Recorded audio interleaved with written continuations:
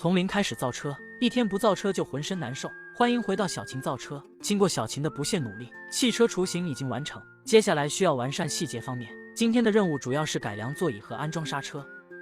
由于上次设计的座椅过于简陋，无法应对农村复杂的路况，为了拥有良好的驾驶体验，制作一个减震座椅刻不容缓。首先准备4片钢板，用来制作两侧的支架，将钢板的毛边打磨平整。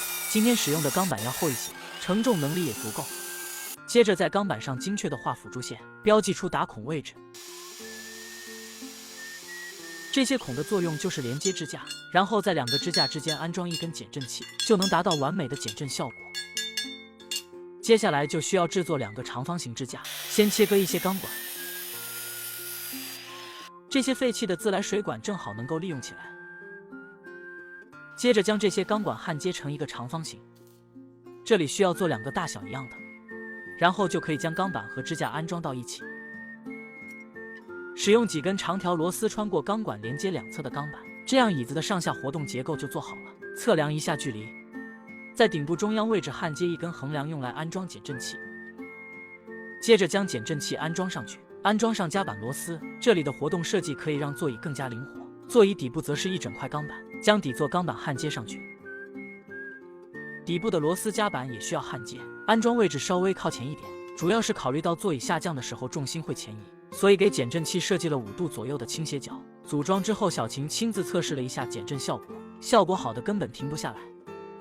接着将结实克星 1.0 拆下来，焊接的角钢在小锤面前不堪一击，我开始有点担心汽车的质量了。再将座椅焊接到弹簧支架上面，只要焊不死就往死里焊，不焊接牢固一点真的会弹射起飞。刚组装完成，小秦的摇摇椅瘾又犯了，这时候很适合唱一首儿歌。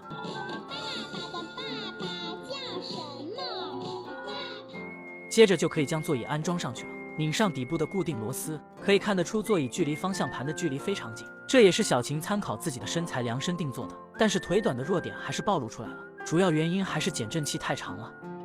接下来需要布置电瓶的安装位置，由于车梁上没有安装位置了，小秦打算将电瓶挂装在侧面。这是一块12伏的铅酸电池，测量一下电池的尺寸，准备做一个电池安装支架，切割一些之前用过的边角料。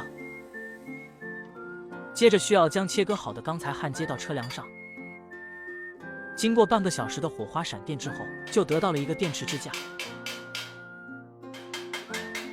在底部铺上一张保护胶垫，接着将电池放上去，框架的大小非常合适，不过这个位置离发动机比较远，后面铺设线路稍微麻烦一点。下面就是刹车系统的安装了。今天小秦打算在前轮安装一套碟刹，由于刹车片在组装之前就安装好了，这里只需要将刹车泵安装上去就可以了。安装完成，再将轮胎安装上去，接着再拆下左边的前轮，